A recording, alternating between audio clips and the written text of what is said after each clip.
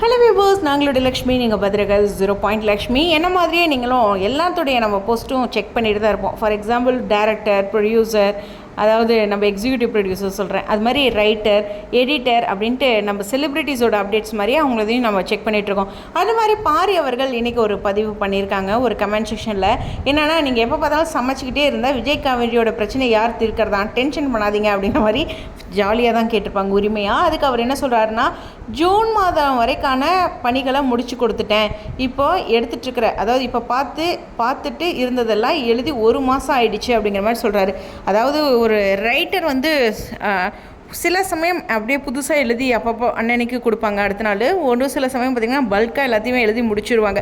So நீங்கள் June first week வரைக்கும் எல்லா கதையும் அவருக்கு தெரியும், அவர் எழுதி கொடுத்துட்டாரு அப்படிங்கிற ஒரு விஷயம் தான். ஸோ அதுக்கான ஃபஸ்ட் வீக் வரைக்கும் ஷூட்டும் இருக்கும் போல், அதாவது காட்சிகள் இருக்கும் போல், ஓகேவா? அதுக்கப்புறம் தான் புது ஷூட் எடுப்பாங்க. அப்படின்னா நமக்கு ஒரு புரிதலுக்காக, ஸோ ஜூன் ஃபர்ஸ்ட் வீக் வரைக்கும் இப்போ எடுக்கிற ஷெட்யூலுக்கான ஷூட் வந்து அது வரைக்கும் ஒரு சீன், அதுக்கப்புறம் வந்து செகண்ட் வீக் இருக்காது. ஸோ அடுத்த மாதமும் வந்து இதே மாதிரியே 1ஆம் தேதி ஷூட் ஆரம்பிப்பாங்களா இல்லை இடையில ஆரம்பிப்பாங்களான்னு தெரியல, ஆனால் ஃபஸ்ட் வீக் வரைக்கும் இருக்கும் அப்படின்னு அவர் சொல்லியிருக்காரு ஒரு புரிதலுக்காக.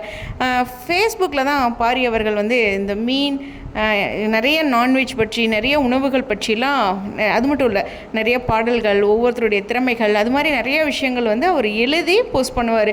இது வந்து அவர் கோவிட் டைம்லேருந்தே ஸ்டார்ட் பண்ணியிருக்கார் போல். அதுக்கான ரசிகர்கள் அவருக்கு நிறைய இருக்காங்க.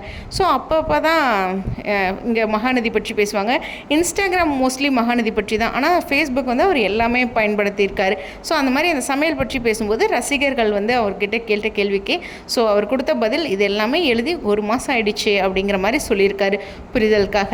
ஸோ விஜய் காவேரியை நீங்கள் சேர்த்து வைங்க அப்படிங்கும்போது இன்னும் 1 மாதத்துக்கு ஒன்றும் நடக்காதுங்கிறது அவரோட பதிலில் மறைமுகமாக தெரிஞ்சிடுச்சு.